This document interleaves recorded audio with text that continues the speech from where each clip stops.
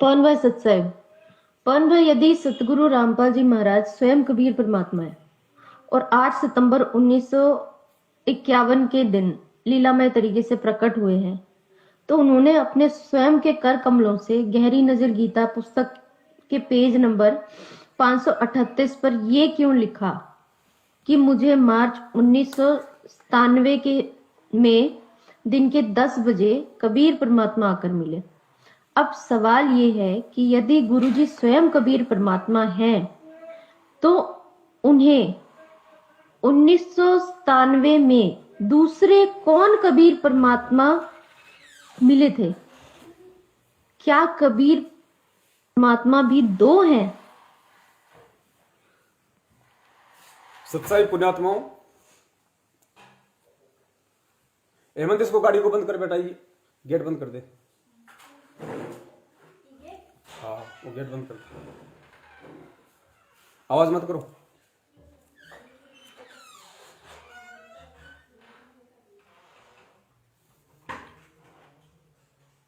तो पुण्यात्माओं, जो पहला सवाल है बहन का, वो बहन ने ये किया है कि यदि सतगुरु रामपाल जी महाराज जी स्वयं कबीर परमात्मा हैं और 8 सितंबर 1951 के दिन लीलामय तरीके से प्रकट हुए हैं, तो उन्होंने अपने स्वयं के कर कमलों से गहरी नजर गीता पुस्तक के पेज नंबर 538 पर यह क्यों लिखा कि मुझे मार्च 1997 में दिन के 10 बजे कबीर परमात्मा आकर मिले।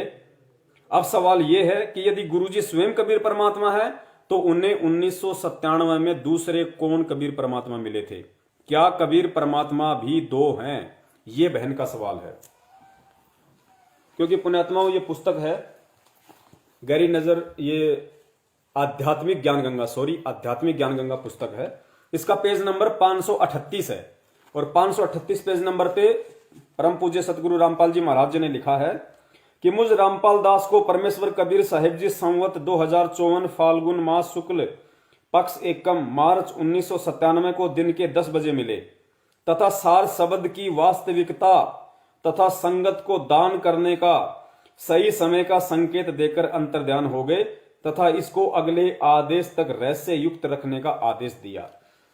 तो भगत समाज की जो शंकाएं हैं उस आधार से बहन ये कह रही है कि पवन भाई, यदि परम पूज्य सतगुरु रामपाल जी महाराज जी 8 सितंबर 1951 के दिन प्रकट हुए हैं, तो फिर गुरुजी ने अपने हाथ से आध्यात्मिक ज्ञान गंगा पुस्तक के पेज नंबर 538 पे ये क्यों लिखा कि मार्च 1997 में दिन के 10 बजे मुझे कबीर परमात्मा आकर मिले? ये बहन का कहना है भगत समाज की शंकाओं के आधार से। तो पुण्यात्माओं, हम सीधे पॉइंट टू पॉइंट चलेंगे। देखिए, 8 सितंबर 1951 को धरती पे प्रकट होने के बावजूद भी सतगुरु रामपाल जी महाराज जी ने 1997 की ये जो घटना है इसका जिक्र क्यों किया कि मुझे 1997 में कबीर परमात्मा मिले? तो देखिए पुण्यात्माओं, यही सतगुरु का सबसे बड़ा खेल होता है और यही वो संकेत हैं जो आप और हमने अब इसको गहराई से समझना पड़ेगा गुरुजी के ज्ञान को आधार बना के। 1997 का जो जिक्र किया है परमपिता परमेश्वर जी ने, वो इसलिए किया है क्योंकि परमात्मा एक भगत के रोल में थे। 17 फरवरी 1988 को वो कबीर परमेश्वर सतगुरु रामपाल जी महाराज जैसी लीला उन्होंने 650 साल पहले की थी, रामानंद जी को अपना मुंह बोला गुरु बना के, उस समय केवल या तो रामानंद जी जानते थे या स्वयं कबीर परमात्मा जानते थे कि कौन गुरु है और कौन शिष्य है। लेकिन लोगों की दृष्टि में उन्होंने कबीर जी को अपना गुरु धारण किया और रामानंद जी को कह दिया कि ये मेरा खास आदेश है, किसी के सामने आप इसका जिक्र नहीं करोगे। लोगों की दृष्टि में आप मेरे गुरु बन के रहोगे, मैं आपका शिष्य, और हकीकत में मैं आपका गुरु हूं, आप मेरे शिष्य हैं। और परमेश्वर की वाणी है कि साहिब से सतगुरु भय, सतगुरु से भय साध, ये तीनों अंग एक हैं, गति कुछ अगम अगाध। परमात्मा स्वयं है, स्वयं ही परमात्मा सतगुरु का रोल करते हैं, फिर स्वयं ही वो परमात्मा एक विशेष आत्मा को अपना मुंह बोला गुरु बनाते हैं, एक साध की भूमिका करते हैं। ये दिखाते हैं कि साध के गुण क्या होते हैं, भगत के गुण क्या होते हैं, भगत के लक्षण क्या होते हैं, एक भगत का अपने गुरु के प्रति कैसा भाव होना चाहिए, कैसी श्रद्धा होनी चाहिए, कैसी उनके प्रति प्रेम होना चाहिए, गुरुजी जब सामने हो तो कैसा खड़ा रहे, कैसा बोले, कैसा देखे, कैसा उनका आचार विचार हो, ये सारा का सारा खेल समझाने के लिए परमात्मा एक उदाहरण पेश करते हैं भगत समाज के सामने कि एक शिष्य कैसा होना चाहिए। तो 1997 की बात का जो जिक्र परमेश्वर ने किया है वो उन्होंने उस भगत के रोल के माध्यम से किया है। और भगत के रोल के माध्यम से वो लीला करने का परमेश्वर के दो मुख्य कारण थे। सबसे पहला मुख्य कारण था उनके अपने भगत, क्योंकि पुण्यात्माओं ये भक्ति मार्ग का विधान बताया गुरुजी ने कि जब तक हम गुरु को परमात्मा नहीं मानेंगे, जब तक हम गुरु को परमात्मा नहीं मानेंगे, तब तक हम सतलोक नहीं जा सकते। तो जो लीला परमात्मा एक आम व्यक्ति की सन 1951 से कर रहे थे और 17 फरवरी 1988 से जब उन्होंने दादा गुरुदेव स्वामी रामदेवानंद जी महाराज जी को अपना मुंह बोला गुरु बना के जो भगत की भूमिका की, और भगत की भूमिका करते हुए जो उन्होंने भक्ति की, जिस प्रकार से वो भगत समाज में रहे, भगत भाइयों के साथ में रहे, गुरु जी के चरणों में रहे, तो लोगों की दृष्टि में वो केवल एक भगत की तरह ही दिखाई दे रहे थे कि संत रामपाल जी महाराज जी भी हमारी तरह एक भगत है। 1994 में फिर गुरुदेव ने लीलामय तरीके से, क्योंकि उन्हें कोई आदेश नहीं दे सकता नाम दीक्षा देने का, वो लोगों को नाम दीक्षा देने का आदेश दे सकते हैं लेकिन उन्हें कोई नहीं दे सकता, लेकिन लीला उन्होंने ऐसी ही करनी थी जगत के सामने एक लोक दिखावे में। तो दादा गुरुदेव जी की तरफ से सन 1994 में संत रामपाल जी महाराज जी को नामदान देने का आदेश प्राप्त हुआ। अब नामदान देने का आदेश का मतलब है गुरु बनना। अब पुण्यात्माओं, जो उनके भगत भाई थे, जो दादा गुरुदेव जी से जुड़े हुए थे, वो उन्हें कैसे गुरु के रूप में स्वीकार करें। इसलिए और आज आप और हम जो पुण्यात्माएं हैं, हम कैसे यकीन करें कि संत रामपाल जी महाराज जी परमात्मा हैं और हम कैसे गुरु को परमात्मा माने। इसके लिए परमात्मा ने आध्यात्मिक ज्ञान गंगा पुस्तक में सन 2005 में ये 1997 वाली घटना का जिक्र किया, ताकि इस घटना को पढ़ के, इस घटना को जान के कम से कम जो मेरे भगत हैं वो तो कम से कम मुझे परमात्मा मान लें कि भाई संत रामपाल जी महाराज जी अब धरती पे नहीं है। क्योंकि संध्या आरती में हम लोग क्या पढ़ते हैं कि तेरा रामपाल अज्ञान किया सतलोक का वासी, तेरा रामपाल अज्ञान किया सतलोक का वासी। सतलोक के वासी वो कब हुए, कैसे हुए, इस बात को परमात्मा ने पॉइंट में समेट के रख दिया, और वो पॉइंट है सन 1997 की घटना कि मेरे जो भगत हैं, मेरे भगत कम से कम मुझे इस पॉइंट को आधार बना के ही परमात्मा मान लेंगे कि भाई एक तरफ तो संध्या आरती में लिखा है कि तेरा रामपाल अज्ञान किया सतलोक का वासी, अर्थात संत रामपाल जी महाराज जी जो सतलोक के वासी हो चुके हैं, संत रामपाल जी महाराज सतलोक जा चुके हैं। अब अगर संत रामपाल जी महाराज सतलोक जा चुके हैं तो फिर धरती पे कौन है उनके रूप में। इसलिए परमात्मा ने 1997 वाली बात इस पुस्तक में लिखी कि मुझे मार्च 1997 में दिन के 10 बजे कबीर परमात्मा आकर मिले, और यहां से मेरे भगत ये आइडिया लगा लेंगे कि भाई 1997 में जब कबीर परमात्मा संत रामपाल जी महाराज जी को आके मिले, उसी क्षण संत रामपाल जी महाराज जी की आत्मा को उन्होंने सतलोक भेज दिया, और उसके बाद से 1997 से खुद वो कबीर परमात्मा संत रामपाल जी महाराज जी के रूप में धरती पे प्रकट है। कम से कम इस पॉइंट को आधार बना के, इस बात को आधार बना के मेरे जो अपने भगत हैं उनको ये विश्वास हो जाएगा कि संत रामपाल जी महाराज जी, जिनको हम मानते हैं कि 8 सितंबर 1951 में उनका जन्म हुआ, 17 फरवरी 1988 को उन्होंने दादा गुरुदेव से नाम दीक्षा ली, और 1997 में उनको कबीर परमात्मा मिले, उसी क्षण उनको सतलोक भेज दिया, और उनके शरीर को वो कबीर परमेश्वर ही काम में ले रहा है। अर्थात 1997 से संत रामपाल जी महाराज जी का रोल खत्म, उनका किस्सा खत्म।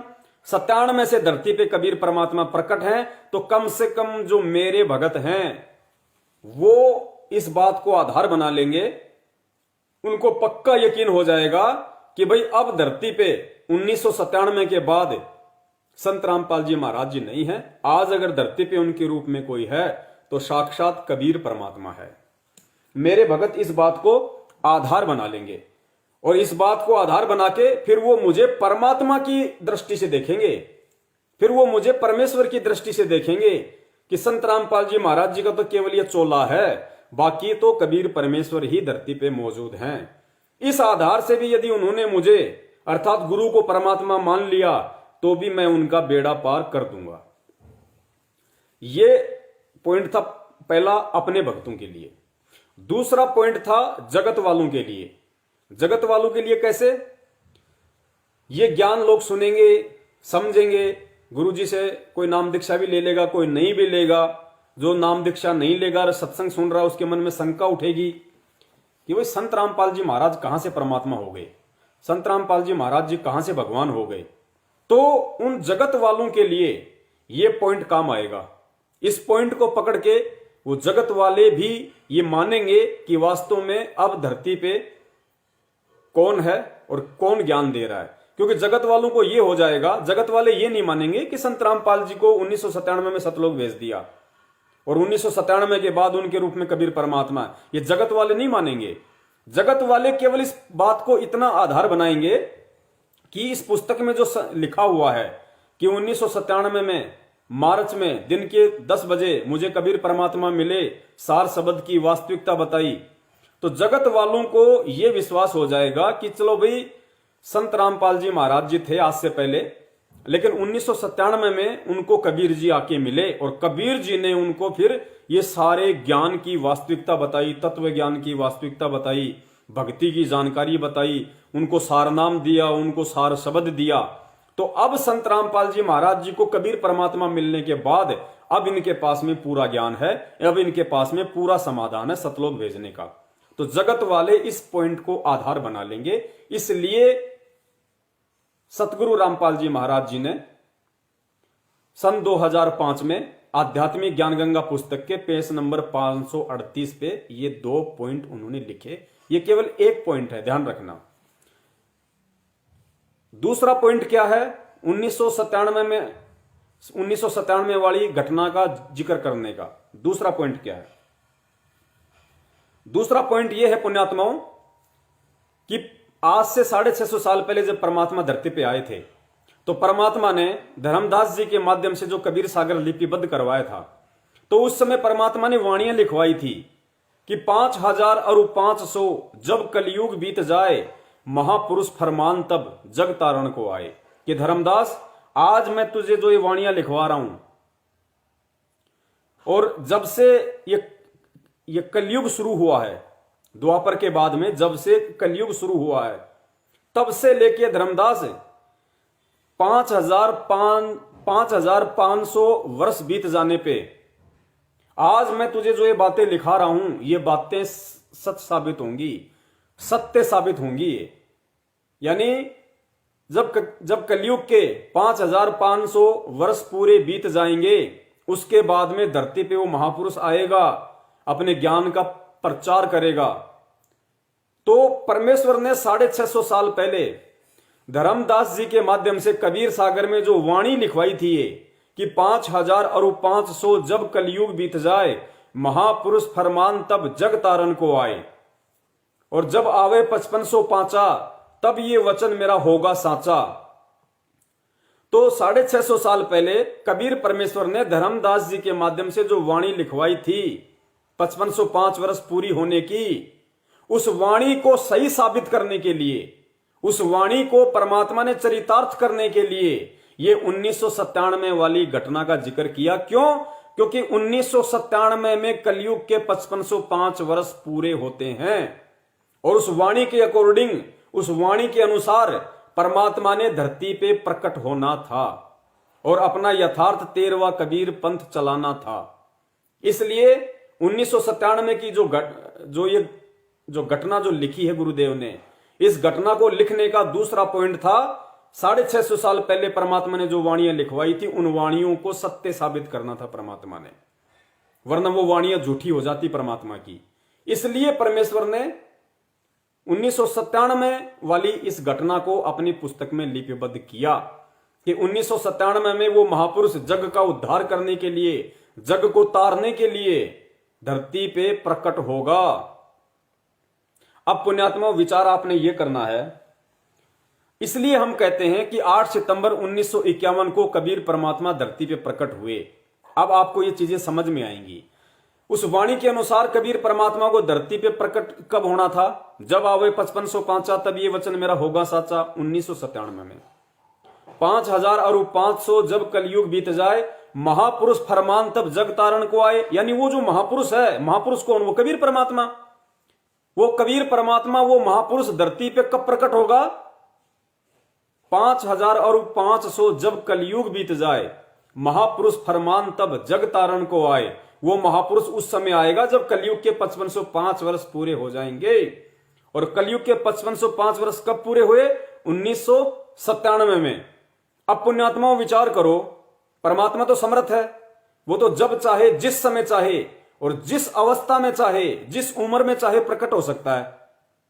लेकिन अगर ये कबीर परमात्मा 1997 में अपने युवा रूप में प्रकट होते, क्योंकि 1997 में परमात्मा ने प्रकट होना था, अगर 1997 में संत रामपाल जी महाराज जी अचानक से प्रकट हो जाते तो पुण्यात्माओं उन्हें कौन परमात्मा मानता?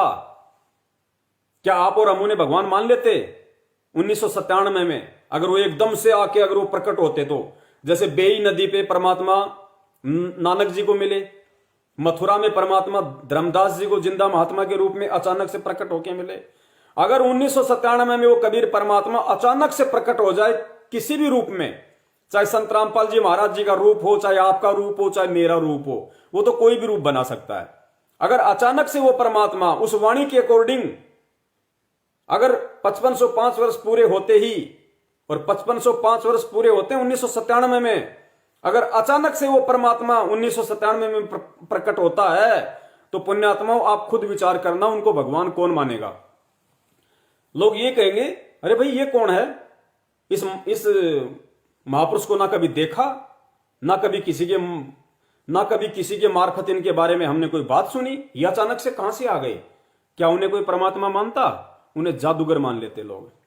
इसलिए परमात्मा ने 1997 में युवा अवस्था में प्रकट होने के लिए 8 सितंबर 1951 को धरती पे प्रकट होना पड़ा, ताकि 8 सितंबर 1951 से परमात्मा एक लीलामय तरीके से जवान होते होते होते होते, जैसे कबीर परमात्मा शिशु रूप में आए, जवान होते होते होते होते होते फिर परमात्मा एंड तक आए। इसी प्रकार उस 1997 वाली घटना के मद्देनजर 1997 में परमात्मा ने प्रकट होने के लिए, उस वाणी को चरितार्थ करने के लिए, उस वाणी को जो लिखवाई थी परमात्मा ने कबीर सागर में, उस वाणी को सत्य साबित करने के लिए परमात्मा ने 8 सितंबर 1951 को धरती पे प्रकट होना पड़ा। और फिर युवा अवस्था आते आते आते आते परमात्मा को 38 साल का होना पड़ा। और फिर वो परमात्मा ने उस घटना का जिक्र वहां पे किया कि 1997 में मुझे कबीर परमात्मा आकर मिले, ताकि लोगों को विश्वास हो जाए कि हां भाई संत रामपाल जी महाराज जी को कबीर भगवान आके मिले, जबकि वो खुद ही कबीर है। लेकिन 1997 में अगर अचानक से प्रकट हो जाए तो कौन उनको परमात्मा मानेगा? इसलिए परमात्मा ने एक युवा अवस्था का शरीर धारण करना पड़ा। और 1997 को उस वाणी के अनुसार परमात्मा ने साफ साफ बोल दिया कि मुझे कबीर परमात्मा आके मिले। अब पुण्यात्माओं ये पॉइंट है, इन पॉइंटों पे आपने विशेष गहन चिंतन करना पड़ेगा। इसलिए परमात्मा ने यानी 1997 में अपनी वाणी को सही साबित करने के लिए कि 1997 में कबीर परमात्मा वो महापुरुष धरती पे प्रकट होगा, उस वाणी को सत्य सिद्ध साबित करने के लिए परमात्मा ने 8 सितंबर 1951 को धरती पे पहले ही प्रकट होना पड़ा। और 1997 में जाके परमेश्वर ने बोल दिया कि 1997 में मुझे कबीर परमात्मा आके मिले। और उधर परमेश्वर ने संध्या आरती में लिख दिया कि तेरा रामपाल अज्ञान किया सतलोक का वासी, कि तेरा रामपाल तो सतलोक चला गया। कम से कम लोग मुझे, मेरे जो भगत हैं, उनको यही विश्वास हो जाए कि भाई गुरुजी तो सतलोक गए 97 में, अब गुरुजी के रूप में वो कबीर परमात्मा धरती पे प्रकट है। तो ये इसका पॉइंट था मेन। उम्मीद करता हूं आप लोगों को समझ में आ गया होगा कि परमात्मा ने क्यों 1997 की घटना का जिक्र किया, क्योंकि उस वाणी को सत्य साबित करने के लिए परमात्मा ने पहले ही प्रकट होके एक युवा होना पड़ा।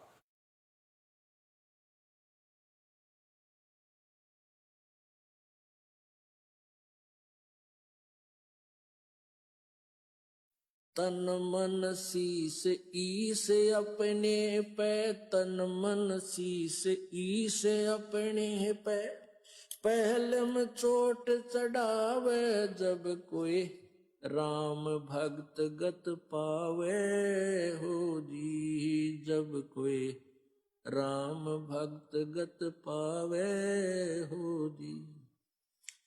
तन मन शीस ईस अपने पे, तन मन शीस ईस अपने पे, पहले में चोट चढ़ावे जब कोई राम भक्त गत पावे हो जी, जब कोई राम भक्त गत पावे हो जी। भाई सतगुरु तिलक अजप्पा माला, युक्त जटा रखवावे, सतगुरु तिलक अजप्पा माला, युक्त जटा रखवावे। जत को पीन सत का चोला, भीतर बेख बनावे जब कोई राम भगत गत पावे हो जी, जब कोई राम भगत गत पावे हो जी। भाई लोक लाज मर्याद जगत की, तृण ज्यों तोड़े बगावे, लोक लाज